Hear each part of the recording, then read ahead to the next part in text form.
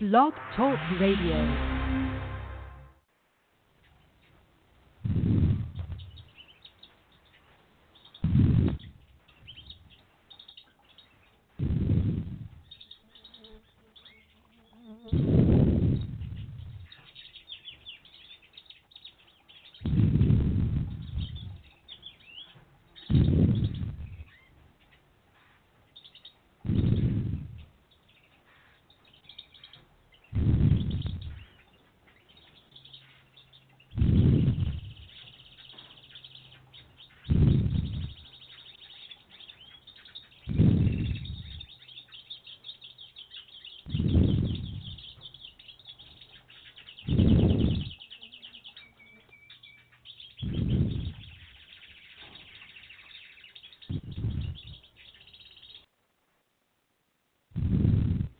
Hello, everyone. I'd like to welcome all of you back to Ohio Exopolitics. I'm your host, Mark Snyder.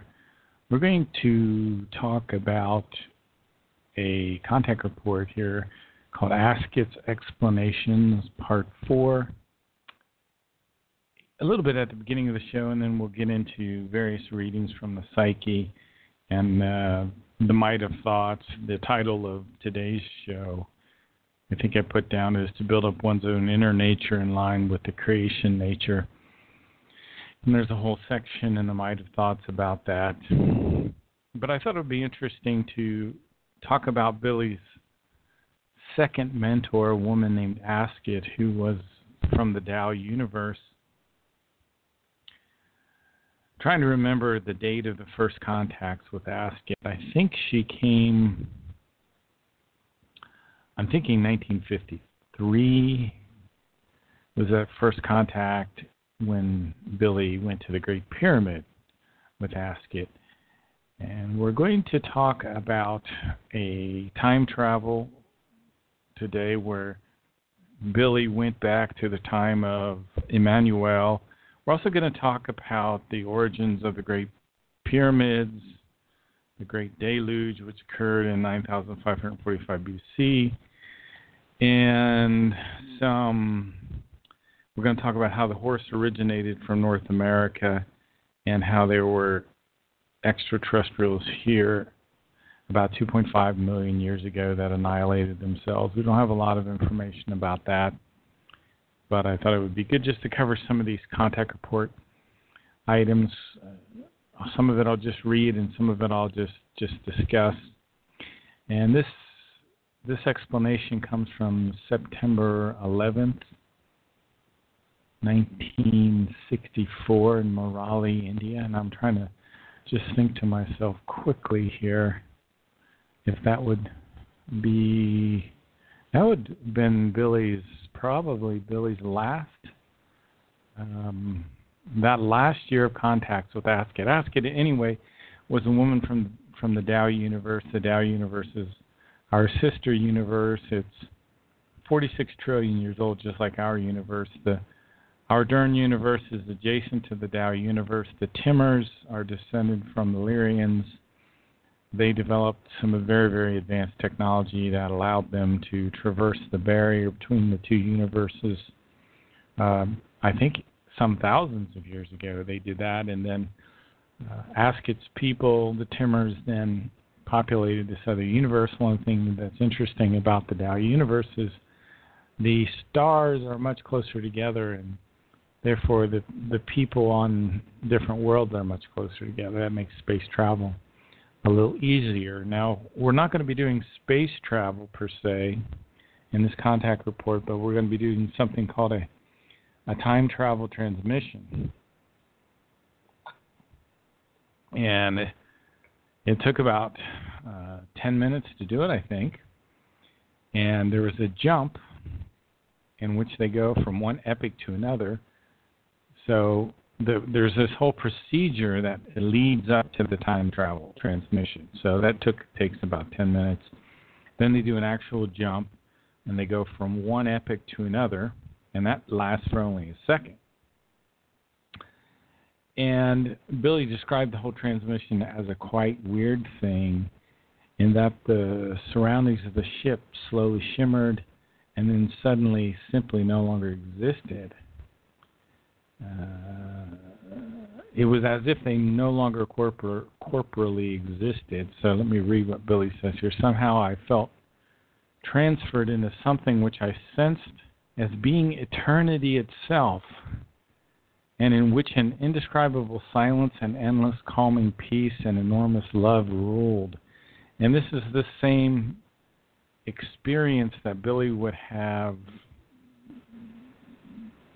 some 10 years later when he would, with his contacts with Semyase, would take those hyper leaps in the mothership, and we've talked about that a long time back.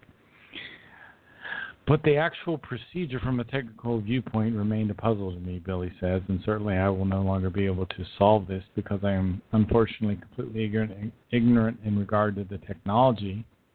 But nevertheless, I gained extraordinarily valuable insights, which mean a very great deal to me. It was often for me as if I were raised up by being itself. Now, I think being at that point is a synonym for creation. And I noticed this in various contact reports where the word being is all capitalized. And I would like to know exactly what that means and what the distinction is between that and creation. And Billy was with this fellow named Jitsi at this time, who was a very devout Christian at the beginning of these time travels, but then over time, as they moved more and more time travels and saw different aspects of what happened in our past, he became less and less of a devout Christian until he was actually very anti-religion, anti-Christian, you could say. And it says here, Asket took Jitsi and me during the following 6 days into various epochs, part of the time very far back into the past and part of the time into the future. And I thereby saw and experienced things that are never compatible with the assertions of the archaeologists and scientists from other fields. I had to recognize that many developed scientific theses of our time are indeed merely pure theses and completely lack any truth, especially regarding many events and occurrences in the past. But I also recognize that many events in natural science and so forth follow a completely different course than that which is asserted and described by our scientists. Now, Billy describes these trips as being almost like he was dreaming, and they were transmissions, he calls them, and into other epochs. And he realized that he said also something here which is puzzling, and I don't know what it means, to tell you the truth. He said, I produced lasting, painful proof on myself, which would bring it home for me the whole rest of my life, that I was not subject to any dreams or deceptions. I don't know what that means, but maybe he received a scar or something that told him, somehow he knew that this was all real. Indeed, it was also no better for Jitsi in this regard, only he seemed to not very easily digest everything, because often I caught him cursing while furiously scratching out entire chapters of his Bible with a red pen. So Jitsi made a gigantic change after he did go back in time. So you could say this whole contact report is just, some people would say this, that this whole contact report is just anti-Christian rhetoric that was created. Without studying the biomaterial for quite some long time and read many of his books many times, and I continue to learn, and I don't think of the Asket contacts this way. But I can certainly understand why someone would take that point of view, especially if they're trying to defend a viewpoint. And I think a lot of times that's what people do. They work very hard to defend their view of life rather than openly and neutrally evaluate new data that they come across, and then reevaluate their point of view based on that new data. What they do is reinterpret the data so that it supports their worldview. Let me read here. It says, "But the remainder gave him the truth about the life and the work of Emmanuel. When Asket led us back to the year 32 in order to there, and then examine the events which are described so wrongly and counter to reality in the New Testament of the Christian Bible." And then it talks about how Jitsi kind of ran amok and began to hate religion. And he had been a very good believing Christian up to this point. And Billy talks about these time travels, that he couldn't talk about all of them because certain values which are too deep, he must remain silent on. But Asket's permission extends to the point where a quite particular event, which is of more important significance, may or must be reported on, and it deals with the events occurring in the life of Emmanuel. And it's very interesting that the Meyer material says the person named Jesus Christ today was called Emmanuel during the time of his life, and there was no letter J in the ancient world except for in Lyrian. But no human beings on earth ever said Jah. They didn't say Job or John or James or any of those names. The book of Job was the book of IOB. If you look at the original 1611 translation of the King James, it will say IOHN for John, IAMES for James, and for the person we call Jesus today, it says IESUS or IESVS. So the religions have changed many things. Let me read this. It says, "It deals with the events concerning Emmanuel during which 2,000 years ago were so malevolently falsified that a mass psychosis arose from it." So it's calling Christianity a mass psychosis. I could comment on that, maybe I won't. As did a further religion, Islam, as well as many sects, which were able to be constructed from it. However, I do not want to jump ahead of the events. Rather, I will remain with Asket's memory systems and only report exactly that which she allows me to through her esteemed help. So somehow, I think if Semyase did the same thing, they would transmit the information to Billy from the ship. After the contact occurred, the central computer of the ship would transfer all the conversation back, word for word. So, and this is a partial excerpt from Asket's explanations from February 9th, 1953, during a second visit in the Cheops Pyramid of Giza in Egypt. And during the first visit, which I covered a couple weeks back again, Billy saw the underground headquarters of the Giza intelligences, who were extraterrestrials, kind of bad guys who had been using certain technologies to try to control the earth people and certain religions they would use. And one of these Giza intelligences was the God of the Old Testament, or Jehovah, or Yahovah, as he might have been called during his time. It's a very, very interesting contact report, and I'm sure hopefully we'll go over it again in the future. Asket says, "You wonder about the age of the pyramid. In truth, its history is somewhat confused because it leads back to very early times. The Great Pyramid is 72,000 years old. The old cubical constructions below it are also 73,000 years old. The old cubical constructions below the Great Pyramid are where the Giza intelligence had their headquarters, and their first official leader was a guy named Erisane. But they were all very brutal gods with a small g who demanded worship and used a lot of violence in the Old Testament to get that worship." I'll read what the contact report says here. It says, "This and also a few other pyramids on the earth were constructed when the constellation Lyra was positioned in the sign of Cancer. That results in a time span of 2 times 36,650 years, and therefore 73,300 years in total.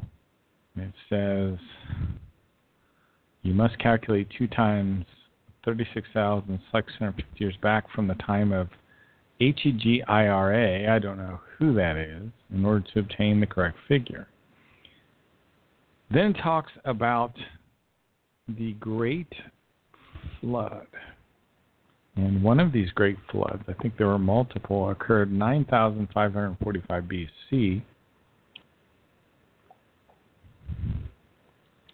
About 300 years before the deluge,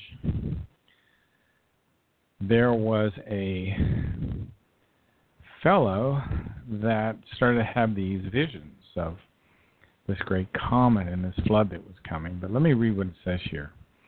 But they acquired a significance again 300 years before the deluge, even if not in their original sense, which unfortunately for many kinds of reasons may not be named.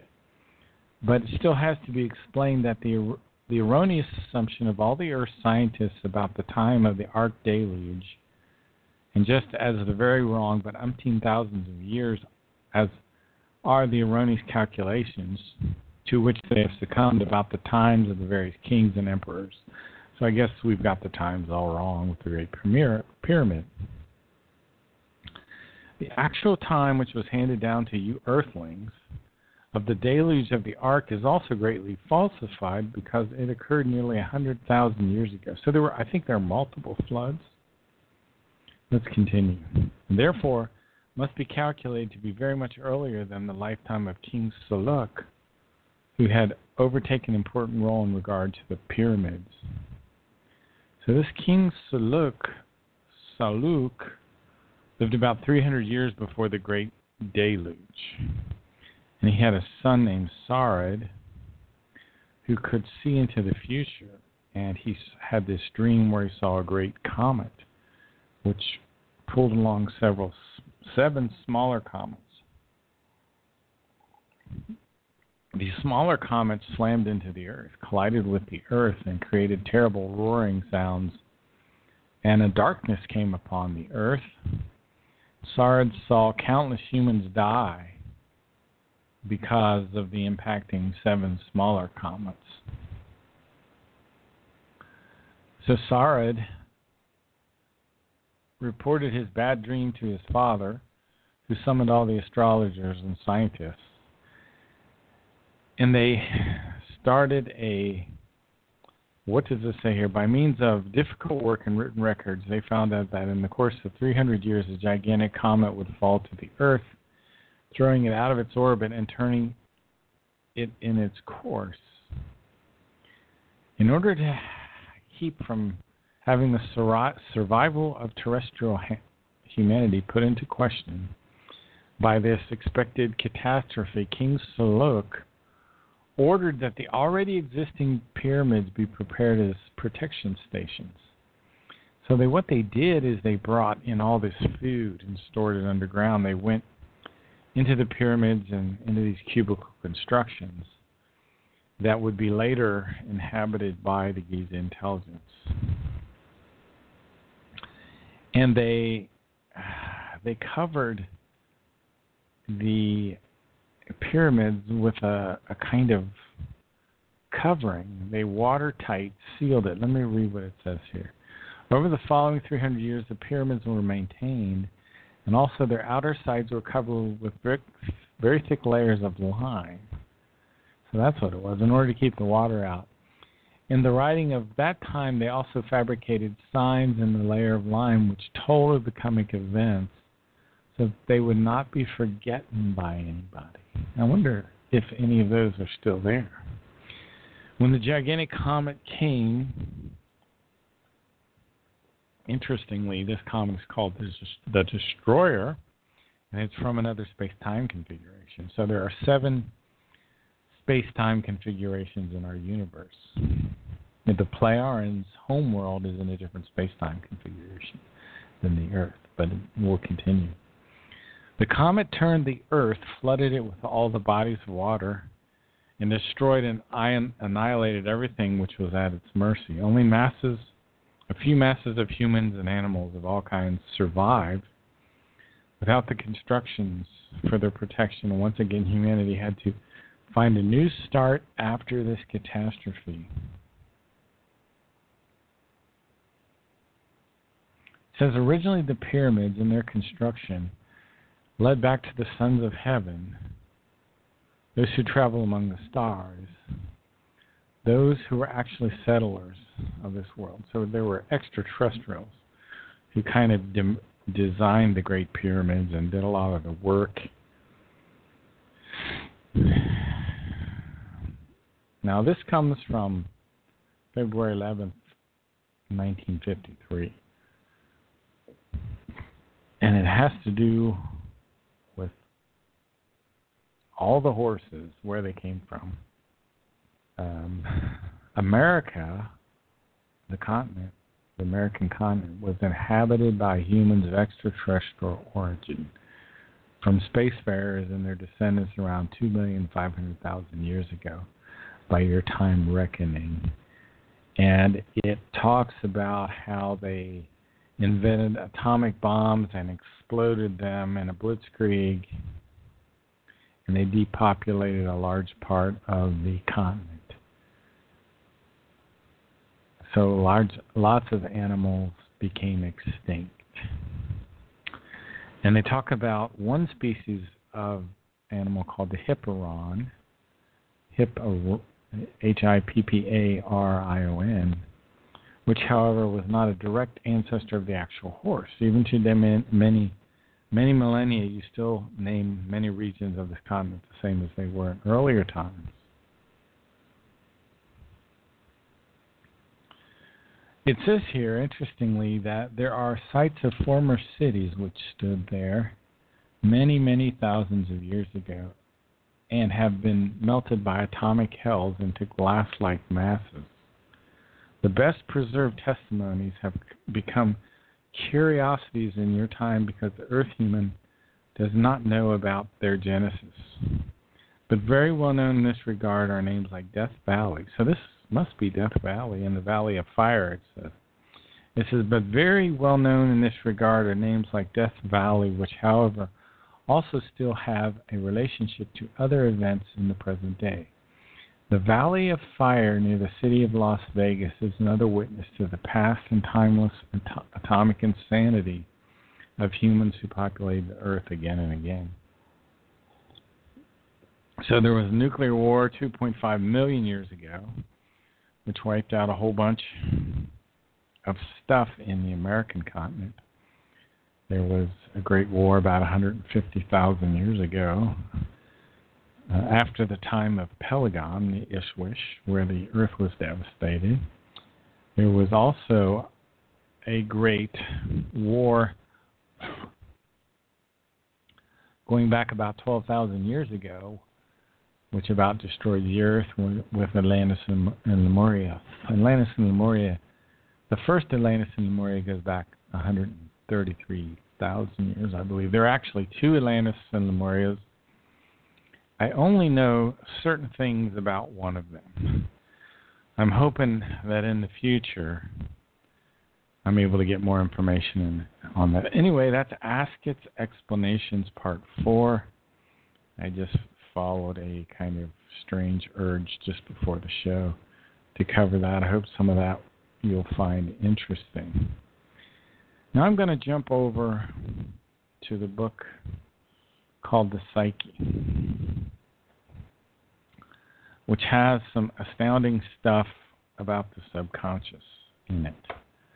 And I want to read to you some things about the subconscious. The actual decisions and deeds of every human being are only partially based on fully conscious considerations. The greatest part stems from that area which is withdrawn from the immediate influence of the will, the subconsciousness, the cerebellum, or the unconscious, whatever one wants to call it. So the real power of our thinking is in the subconscious. That's why Sometimes we struggle to manifest things we think because we have other thoughts going on below in the subconscious areas and the unconscious where the real power is. So we have to nurture the power of our conscious mind.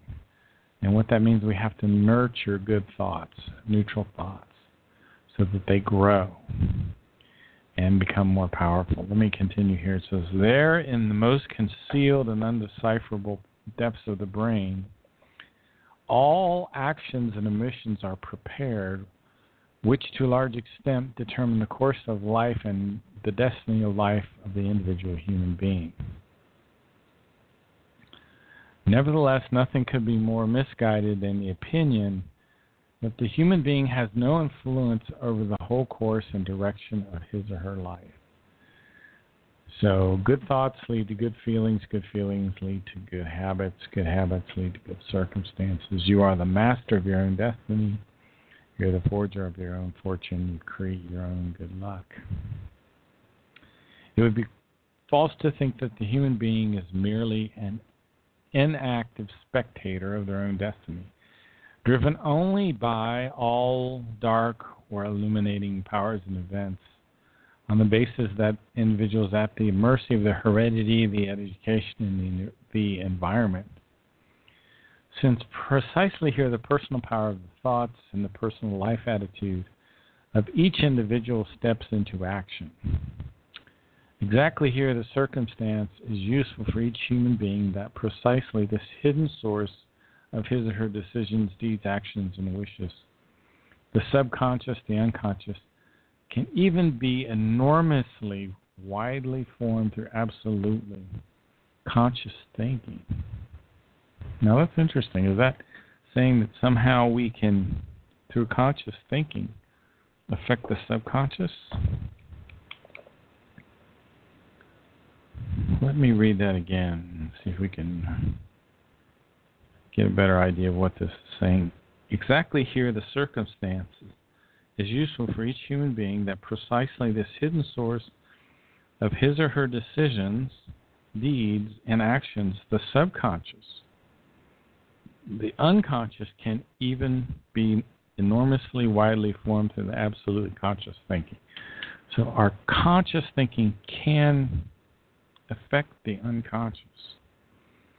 What the human being carries around within him/herself as imaginings, thoughts, wishes, ideas, fantasies, etc., what he or she continually nurtures in his or her thoughts sinks down very deeply into the unconscious, and from there forms the life, the motive, the thinking, the personality, and the destiny. So as we continue consciously to think about things that are important or that we continually mull over, things slowly sink down into the subconscious and the unconscious, where the power is. Here lies the implement for the imprinting and fulfilling of the life and the inner nature of the human being. In their character, their deeds, their actions, and wishes, the human being portrays exactly the product of what and how he or she thinks. He/she therefore embodies in every case their consciousness-based attitude, their powers, their cognitions, and their will. The cross-section of the thought world embodies with absolute certainty precisely the cross-section of the course of life, namely, what a human being thinks will occur sooner or later, since every thought is an unborn action and nascent deed. That is hard for me to believe, quite honestly. But I'll have to think about that more. I'll have to meditate on that. I'll have to contemplate that. Namely, what a human being thinks will occur sooner or later, since every thought is an unborn action and nascent deed. That's wild. I mean, think of all the bizarre, amazing, unlikely things you've thought of. Every one of these will occur sooner or later. Does that mean in later lifetimes? What does that mean? The The more often a thought is cultivated, the more intensely it is tended to, the stronger it swells up and pushes unstoppably into realization. Just as the seed kernel swells through the steady moisture, germinates, takes root, grows, and then unfolds itself into an ear of corn. So just like the ear of corn forms from the seed, that's the way our thoughts grow. Just as the seed kernel swells through the steady moisture, germinates, takes roots, grows, and then unfolds itself into an ear of corn. No human being is able to act fully freely at a given moment. Insofar as their guidelines of their thought world and imagination world decide beforehand about the form and the character of their doings and deeds, what the human being has carried sufficiently long within their thoughts, totally unconsciously, releases with them the real consciousness direction, which, like a perfect automatic mechanism, unfolds and brings into effect the corresponding decisions and actions according to their inner nature. Consequently, it is not of great significance for the course and the success in the life which efforts are undertaken in a given case in order to tackle given tasks or to achieve goals once set. Rather, it is of greater importance with which mental basic attitude, the life and the task of a goal are approached. So I think what he's saying here is, rather than all the effort, what is of greater importance is your basic mental attitude of life and the task of the goal, how you approach it. I remember him saying, I think it's in the Mighty Thoughts, that look at a task that you're going to do as an opportunity to express your creativity, to an opportunity to be creative, rather than this problem that you're not sure you can do and you're worried and all this. But the attitude, the basic attitude, neutral positive attitude, is more important and of greater importance, it says here. Every conscious attitude or life attitude brings forth a quite distinct starting point for the character, action, and philosophy of life. This alone decides whether a human being as an individual finds the right start, whether he or she begins an activity with certainty or with uncertainty. So maybe part of this deals with whether we are certain or uncertain. You know, I sometimes have to just go completely neutral on a task and not care almost. You just don't care. You approach it as an opportunity to experiment, to play, to use your creativity. And then it seems to kind of fall in place when I do that. Habitualness, desires, and specific actions are the development of corresponding thoughts, which in the course of time eventually gain such a might over the human being that they can change his whole character with Gewaltsamkeit.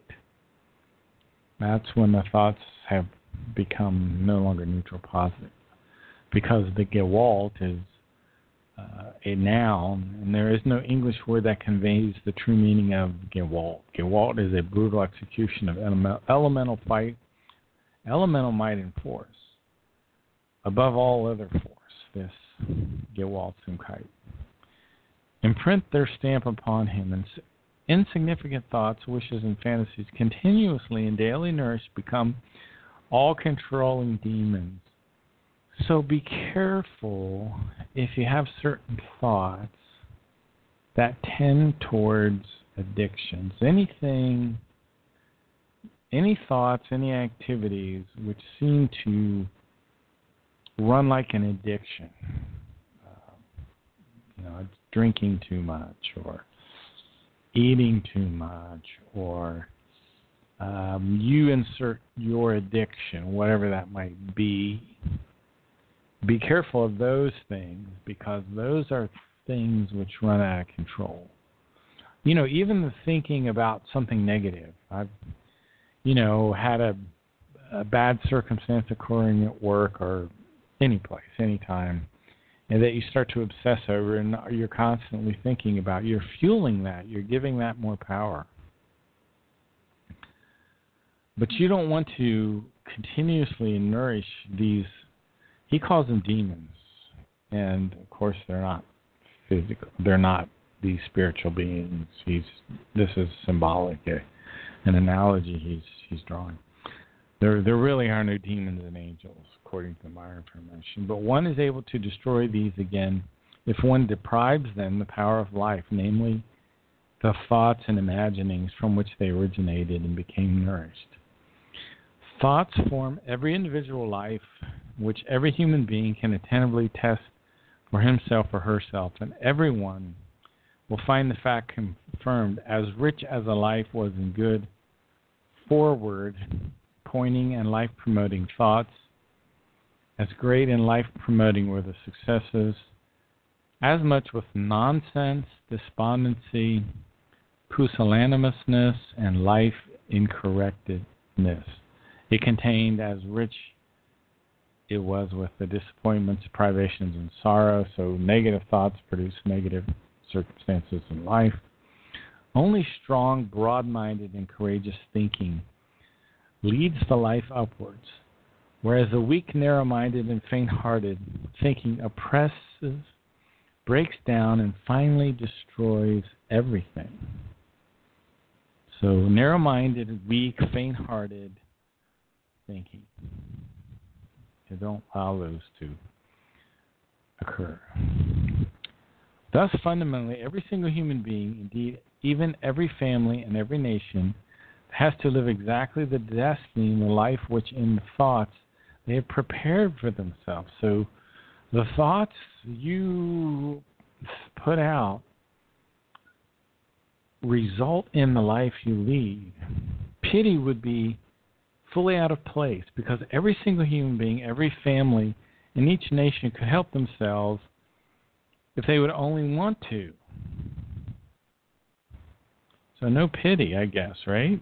Because they have the power to help themselves, but they didn't necessarily know how to utilize it. How appropriately the ancient words of wisdom fit in. The smith of destiny is the human being, him or herself. The Might of Thoughts book says you are the forger of your own fortune. You are the master of your own destiny. Your good thoughts create good feelings. Your good feelings create good habits. Your good habits create good circumstances in your life. It is in the nature of the thoughts that by their might alone, every good thing can be brought into fruition, or every conceivable thing can be brought into fruition, I think it says. Let me continue here. Only a human being who is carried upwards by the tremendous momentum of his or her mighty thoughts is not left behind halfway through life. But whosoever, on the other hand, rather prefers to be concerned with depressing and pusillanimous thoughts, to brood over experienced defeats and disappointments, cannot free himself from them. So if you have a defeat or disappointment, do not continually think about this. Move on, because you're going to pull more defeats into your life, right? While even with all the efforts attain no or limited success, out of the narrowness of egotistical thinking, pusillanimous views, and self-serving evaluations, no viable philosophy can result from it. Whoever cannot free himself from the thoughts of a suffered disastrous thing, a defeat, or a failure, will have this disastrous thing, defeats and failures befalling them anew and always again and again. So you can keep bringing these disasters into your life because you're thinking all of these negative thoughts. Gosh, it's just so much a sense of it's really in our hands. It's our responsibility. We have to learn to control our thoughts. And then we have to decide which thoughts we don't want to repeat, which thoughts are truly negative and which thoughts are truly good thoughts. And on that basis, we decide these thoughts are too dangerous I think I can pull in negative circumstances with these thoughts, so I'm not going to repeat these thoughts. Even with all the efforts, let me read this. This is, but whoever, on the other hand, rather prefers to be concerned with depressing and pusillanimous thoughts to brood over experience, defeats, and disappoints, cannot free themselves from them. And that's one of the things I wanted to say. Is sometimes these negative thoughts are very difficult to free yourself from. Well, even with all their efforts, attain no or only limited success. Out of the narrowness of egotistical thinking, pusillanimous views, and self-serving evaluation, no viable philosophies, therefore no positive life direction and life formation will result from it. Whoever cannot free themselves from the thoughts of a suffered disastrous thing, a defeat, or a failure, will have this disastrous thing, defeats, and failures befalling them anew, always and again and again. Whoever is continuously afraid of evil, mischance, and other terrible things literally conjures them up until they strike and destroy him or her. With worries, only new worries are bred. And whoever sees only grievances in the dark side of their surroundings, they themselves will be caught in grievances on the dark side of life, with irresistible magical gewalt. The thought attracts that on which it is directed. As soon as someone negatively thinks about an abyss, he or she plunges down from dizzying heights, is smashed and crushed, and falls prey to the sucking power of the bottomless depths. I recognize times when, you think these fearful thoughts or these dread or this anxiety, and you're actually creating these things.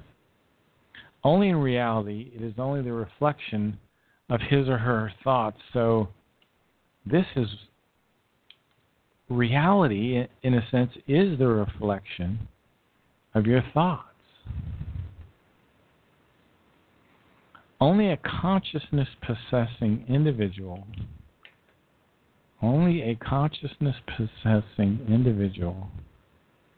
is able to comprehend, to recognize, or to feel a consciousness-based vertigo feeling. Because only such an individual is capable of thinking. Thus, any later danger can become acutely ascertained, out of control of good human nature. Only to a consciousness-possessing individual does, however, this instant of thought is concerning itself with this danger. Namely, at exactly this instant, the decision is made as to whether or not it will be overcome. A child not yet conscious of any danger and its consciousness-based outcoming effect overcomes an appearing danger with playful certainty. Whereas a pessimist, on the contrary, out of sheer and naked anxiety and worry, all but or often even abruptly loses any resistance power and falls prey to the danger. His or her anxiety or his or her pessimism literally summons the terrible things and the danger. This is so good. This is so important. Here also an old proverb can be introduced. Only the human being who disdains death escapes it, but it catches up with the faint-hearted. A fearful human being in failure will never master the life, because anxiety and pusillanimousness, despondency, and conscious-based unconcernment and inactivity in the long run destroy with absolute and horrible gewalt every inner security and every will for a positive life. So do not let these negative thoughts in, and do not repeat them, because they will bring about a negative reality in your life. The inner security is the basic prerequisite for a good formation and utilization of the consciousness and of the life. Again, this was page 88 on the psyche, and I've just kept reading here. Fear of life, depression, life uncertainty, and many other things with the same characteristics are the consequences of a lost life and consciousness orientation. So the inner security is the prerequisite for good formation and utilization of the consciousness of the life. So this is so critical. Yes, we will definitely have to come back to this, I hope anyway, in the future, because this is absolutely critical information. And let me switch back to The Might of Thoughts in page 288.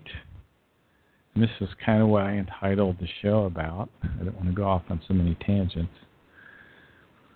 It says, indeed, human beings sometimes have difficult or even very difficult times with themselves, with their fellow human beings, or simply with the environment in and of itself. They often feel high or low. They're jumping for joy one minute and are in the depths of the despair the next. It follows from that the only protection against that which is bad, negative, and negating is total control over the inner nature. Okay, let me give some definitions here. The inner nature is your personality in this lifetime, sometimes called the false self or the false ego. It's your material consciousness is necessary. The spirit form needs it in order to learn. So in your subconsciousness is all the wisdom of your previous lives. Your spirit form contains all this wisdom. Your innermost creational nature contains all this wisdom, everything you've learned in all these previous lives. And it is your inner nature's duty, job in this lifetime to actually learn a little more and evolve more than you did in your previous life. In order to do that, you have to listen to the impulses that come from the innermost creational nature. So let me read this here. It says, it is also certain that whoever has built up his or her inner nature with the impulses of the innermost creational nature and has caused it to blossom can love himself or herself in all honesty and deference without thereby falling into negative bad states. So you have to listen to these impulses from your innermost nature. However, if the human being remains separated from himself or herself, listen to your inner self. Look deep within you. Do you feel separated from your inner nature? Does your inner nature feel separated from your real self? Are you disregarding your inner nature? Are you not forming it such that it conforms with the creational-natural laws and recommendations? Then he or she separates himself or herself, so to speak, from his own life. I've felt this before. Because as a result of not developing him or herself higher, in other words, you're not evolving right now, you're not continuing to evolve your consciousness, you've kind of even maybe slacked back a little bit, he or she distances him or herself from real life. That is to say, from his or her own real self. So your false self, your inner nature, is not listening to the creative impulses of your innermost creational nature, and you feel alienated from yourself. I know this feeling too well. The passage speaks of being separated from yourself. Again, I say I know this feeling a little too well. The word separate can mean to cause, to move, or be apart. So perhaps we get into the habit of moving away from our real self. And I think this happens to me, and then I'll feel this inner sadness or frustration, but I don't know why. This is the reason, most likely. To separate can also mean to divide or cause to divide into constituent or distinct elements. So you kind of feel like you're being divided inside. So I see the inner nature as being another term for the material consciousness, or who we are this lifetime. And the German word for separate, I'm going to pronounce this wrong, getrennt. Okay, so listen to the impulses of the inner nature. So what I'm going to blast through here, maybe, is some of the stuff we've talked about before. Anyway, The Might of Thoughts is the book, and it has within it in the German, an evolution code, which releases impulses from storage banks when you read it in the German. And the Old Lyrian has the same amount of characters in the words. So if you read this in the German, which I can't do, I just read words here and there, you will release information on the storage banks that work on you unconsciously. This book was originally just an article called The Voice of the Aquarian Age, and it eventually became a book.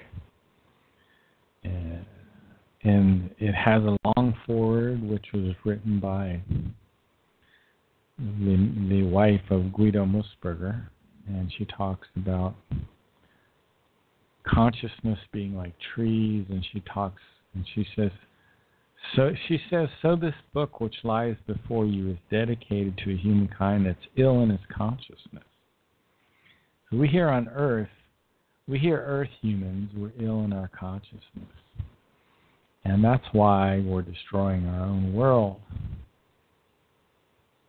Look around you. Look at the way the creation is being destroyed. How many trees are being chopped down. How many animals are dead on the road as roadkill. How much is overpopulation teeming over the earth and destroying the natural world? How much are people brainwashed today by the mainstream media? How is it that no one thinks independently?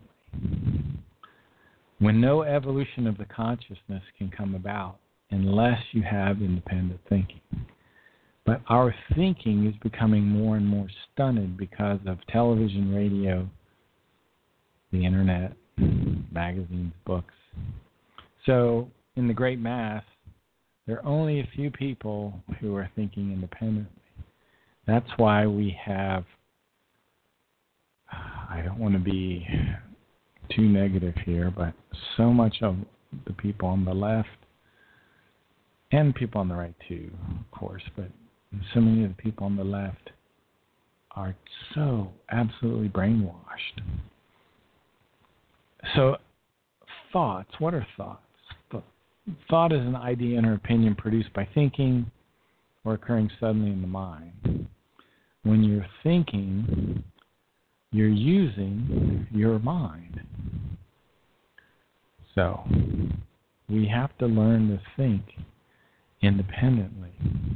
We are the forger of our own fortunes. Our might is anchored in our thoughts. The human being is the forger of his own fortune. The external circumstances come through our thinking. However, thoughts cannot be purely positive. We must be neutral positive. We must not ignore the negative. Even though I'm constantly saying be confident and optimistic, we have to keep in mind that negative thinking leads to a sartung, which is out of control of the good human nature, as much as purely positive thinking does. So we are the creator of our own morality, of our character, of our entire personality. We are the smith of our entire life circumstances, environment, and entire destiny. One of the keys is learning to clarify our thoughts. And it says on page 20, the human being must make the effort to clarify his thoughts, which then become more valuable, purposeful, and productive, to form life in a more harmonious and more equalized way. Yet everything needs patience and practice. So we need to clarify, make your thoughts less confused, more comprehensible. Sometimes you got to repeat, sometimes you got to say them aloud. To clarify means to clear of confusion or uncertainty, to make things intelligible, to free things from ambiguity. The word confusion means a lack of understanding, to pour things together, to mingle them together. So with clarification, We're putting boundaries between things. And our thoughts become more purposeful when they're clarified. So I go back over my thoughts again and again. Tell yourself, I'm confident, I'm optimistic, I'm relaxed. Go over your thoughts again. I'm the forger of my own fortune. I create my own good luck. Tell yourself you're going to persevere, you're going to persist. These are thoughts which are neutral positive. Thoughts which are in line with the creation. When it says here, everything within the human being must die, but everything of creation within must rise and embrace creation. So if your thoughts are of creation, are from your innermost creational personality, if your thoughts of your inner nature are from your innermost creational personality, are results of the signals from your innermost creational personality, and then those thoughts are going to live on, they're going to have life, they're going to continue. Now, if you don't think positively, if you don't think in neutral positive terms, you can bring in all of these negative things in your life, and these will be like weeds in your garden that just keep coming back up. The consciousness is like a garden that we must maintain. If it's not maintained properly, we'll have wildly growing negative thoughts, which will have a confusing and destructive effect. Notice, have you ever had confusing, where you feel confused, you just cannot seem to get clarity in your thoughts? Part of this is because of the negative thoughts. We've got to identify those and kill them. Don't repeat those. Think of something neutral. Think of a fun time you had with your dog or your cat, even though they may have died, or a family member. Think about those neutral positive times which were fun, which were enjoyable. That'll free you from your negative thoughts. Because if you let these wildly growing thoughts, they'll continue to be like weeds. Once they're animated and created, they develop a life of their own. They're just like plants. So you will gather you will reap what you sow in your thoughts.